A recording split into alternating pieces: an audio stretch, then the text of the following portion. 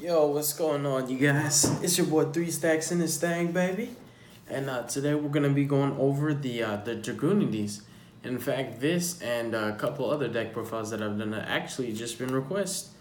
People have asked me for a while to do this. Asked me for a while to do a couple of the other builds that I did, including the Invoke. They've been highly requested on my channel. And the reason why I didn't do them before is just because I didn't have the cards yet. But I was fortunate enough to procure everything that I needed today at Nationals. So I'm going to be showing you guys how I personally play Dragunities. Everybody plays decks differently. Everybody has different card choices. So please keep that in mind when you watch other people's deck profiles, not just mine, so that you kind of are not so skeptical, not so pessimistic, and a little bit more open and have your mind more open to kind of just take in the concept that some people can create with their own, with their own natural ability to fathom and fabricate combos and generate plays. Everybody plays different. So if you see, some unorthodox stuff, just keep in mind, this is just how I play my deck. There's no need to crucify anybody for playing their deck a certain way. So we play triple Mistleton. I really, really like Mistleton a lot. He like this deck has an infamous 3-card combo, and he's one of the cards in the combo. Like if you have Ravine, Mistleton Ducks, no, I'm sorry, if you have Ravine, Mistleton Phalanx, bro, the sky's the limit. That 3-card combo, it just breaks the ceiling of his deck. It takes it through the roof. It just takes you to new heights. You can do so much. There really is no limitation to what you can do with this deck if you open with that combo. It just takes you to a different, a different level with this deck. We have triple Ducks. Ducks is, there's no card like him. Ducks is honestly just a standalone card. He really is. A lot of your combos don't get started if you're not able to resolve Duck. For example, if they impermanence your Ducks, bro, that hurts. Every time it hurts. If they Veil your Ducks, it hurts. If they even Ghost Ogre your Ducks, that hurts. This deck is very fragile to, really it's fragile to hand traps, I think, but the only time it's fragile to hand traps is when you're using Ducks. If you're able to get into your combo, and they decide to hand trap you, then it's fine. I personally also played 2 copies of Sonatis. I really like Sonatis. I think that it's a good standalone card like Ducks. And you pretty much, this plus any Dragunity card is a combo. It's gonna get you to your Vajrayana or your God Dirge, and you can just go off from there. Especially if you're able to get a Mistleton, it's pretty good, man. We have triple copies of Phalanx. Phalanx is infamously just incredible. There's so many combos that revolve around him. And it's the fact that he's once per turn, but it's not hard once per turn, just once per copy. Just very simple, just unequip itself in special. The same goes for Kuz, except Kuz actually can make himself a level 4 if you want to. Even though you can only go into dragons when you make him, it doesn't really hurt because a lot of times that's what you're going into anyways. And it's only when you synchro. You can still link summon with him, but it just says if you use him for a synchro, he can only be used for the synchro summon of a oh, I'm sorry, it's for a Dragunity monster. I mistake him and Sonatis. Sonatis is the one that can only go into a dragon. He's only Dragunity, but that's still okay because it doesn't really hurt. You use him to go into your Guide Dirge and your Vajrayana anyways. So it's really good. You can even go into your Ascalon because of him. Ascalon is possible. And the final Dragunity monster that I play just as a one-of is Ackley's. I actually like having the option in my main deck to have spot removal, to have board wipes.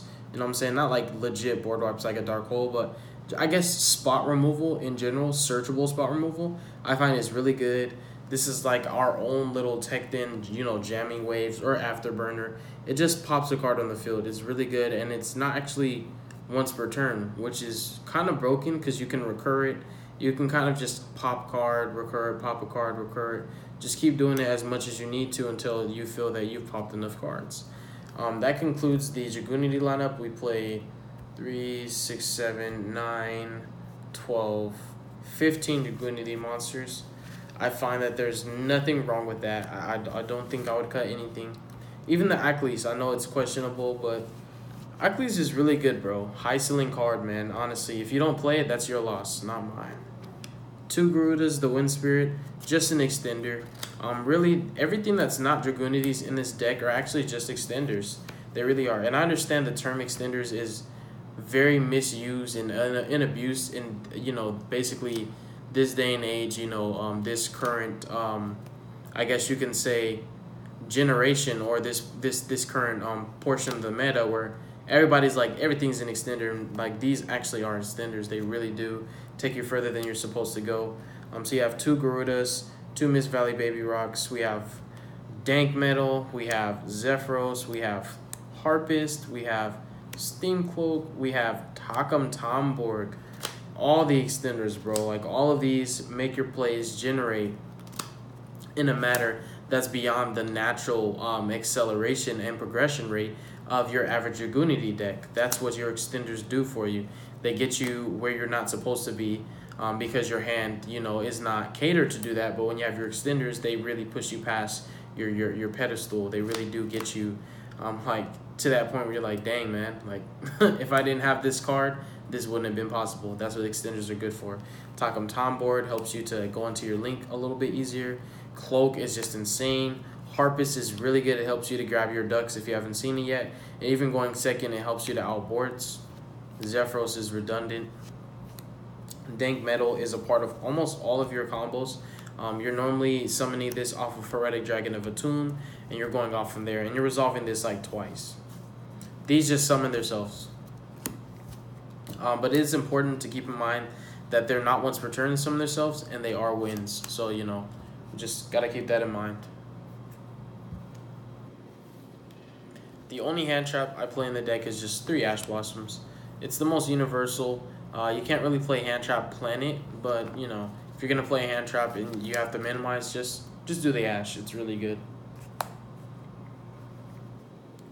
Alright, so now we have our spells. We're going to start with Triple Dragon Ravine. This card's really, really good in its own deck. Both of its effects are amazing.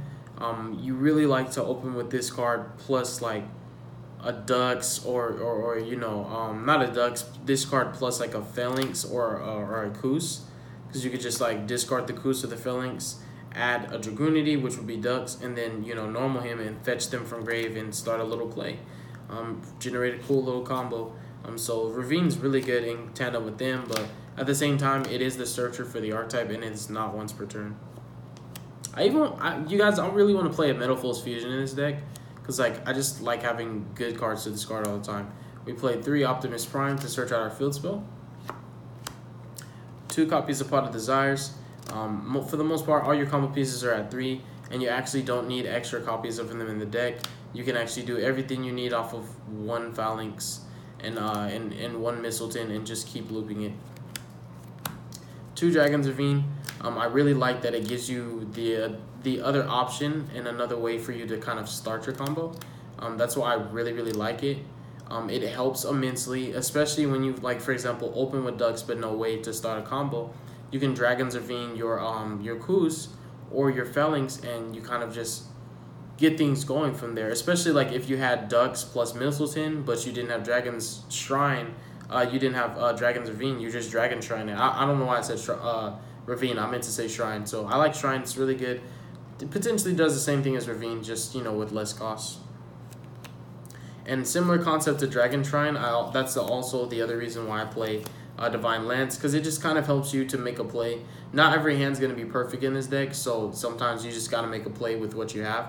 And these definitely provide you additional options as starter cards. Once you start, you're really good to go. Like, if you can start your combo, the deck kind of plays itself. It's not easy, the combos, but like if you follow the intricate steps to get into the combo, at that point you're kind of just like your common sense will lead you to your end goal. We also play 2 cards of Consonance because we do play 7 targets for it, and they're searchable, but we still have 7 targets, and they belong in the grave, so it's really good to discard them, draw 2, and just bring them back. And then more extenders. Reborn and Soul Charge, because they're great in this deck. I don't really play traps because, for the most part, this deck is kind of just all gas, no brakes. And I want every card in hand to be a combo piece. And if you notice, if you look at my spells, all of my spells, every single one of my spells is either a combo piece or a card that gets me to a combo piece. So I don't really want to draw traps. I want my entire hand to be live because Dragunities, as they are already are not like an overly done, extremely, capable and consistent deck. They're like a draw ravine or you kind of just lose kind of deck, and I don't like that because you're not always going to draw ravine. So to supplement for not always being able to draw ravine, I wanted to play some other playmakers, other extenders and combo pieces that can help me to get to the same end goal, even if it's not starting with the same cards. Makes sense? That's why we don't play traps, because traps aren't combo pieces. For our extra deck, we play one copy of Attune. That's all you need. You're just gonna use it once, and then normally you just won the duel at that point. I personally play 2 Vajrayanas, and I also play 2 Guy Dirge. That's a little different from most Dragunity players, but I particularly find that both of these come up in the grind games because your turn 1 board is not always invincible, it's not always unbreakable. So if it gets broken, this and this are both going to be summoned in the same turn, and you're just going to use them as your follow-up. So that's why I really like playing 2 of them. I don't think that you really need like 3 of either one of them, but they are really good. Like Vajrayana in particular is really good for going into Crystal Wing because it's a synchro. It brings back your phalanx, and phalanx just let you tune. And even sometimes like you can use Guy Dirge to go into your Crystal Wing, same thing, because you can discard Baby Rock. And then also it's really good to do double Omega. Like some hands are so great you're able to double Omega and then Crystal Wing, or just 1 Omega and double Crystal Wing. It's totally up to you. Barca, because he's the God card, you use him. You're normally gonna make like Skull Dread and some. We play the 1 Ashelon. It does help you to go second. It does help you to play through stuff, and if it dies, it floats. It's really good. I do like the Liam. I really do. I know you guys are going to judge me for playing it, but I actually do think this is a really good card. I played double Crystal Wing and double Omega. These are really like the end synchros. Like all the other synchros, minus like, Ashelon and Barsha, are normally just synchros that you go into to like start things up for yourself. They're not the end game. The end game are like these guys right here. You can play like Stardust and other generic 8s, but I play the ones that come up the most and that give me the most impactful results. I do play Gumblar because it's really easy to do in this deck, and it's really cool about Gumblar is he actually is at times an extender for you because he discards the excess phalanx, the excess Kuses and stuff like that in your hand, and depending on how your hand's shaped up, you can like soul charge him back, reborn one, just make a bigger, better board, and you're normally able to just Great Fly and make him, and just Gumblar, rip their stuff. He's really, really good, and I like him. I like him a lot. And we also have the Skull Dread because Skull Dread's too easy to make. Like your standard combo normally allows you to make like a Link 4 and a Link 2, and you can still do everything else that Dragunities do. And also, like, if you guys are really into Dragunities, like, faithfully, you should definitely just check out Phoenix Flair's channel, because I find that guy is, like, just the master of this deck. Like, he's way better than me, way more experienced. He knows a lot more about the deck, but I learned some little intricate plays from him. I learned small increments of, information from him, but for the most part, in fact, 90% of it really is just, this is all me. I really just learned how to play the deck from him, but this build is mine. Thank you guys so much for watching the profile. Definitely just let me know in the comment section below what you guys feel or think about this Dragunity deck profile. Obviously, it's very unorthodox. It doesn't play traps. I know that, every build's different, and this is just my take on the deck. Everybody has their opinion. Thank you guys so much. Y'all have a beautiful day, okay? And y'all be safe out there, all right? Deuces.